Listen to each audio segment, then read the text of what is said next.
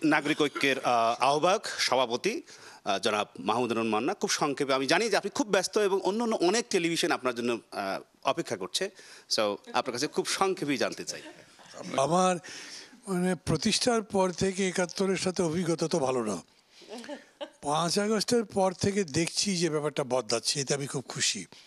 এরপরে আমি ২-একটা অনুষ্ঠানে আসছি, আমি জানি টেকনিক্যালি ৭১ অনেক ইকুইপড। এখানে যে স্টাফরা ছিলেন সবাই নাই অবশ্য, এখনও যারা আছেন তারা ভালো পারফর্মার, প্রেজেন্টার ভালো আছেন, ভালো করতে পারবেন। আমি তাদের কাছে ভালো কিছু প্রত্যাশা করি, যেটাই হোক না কেন।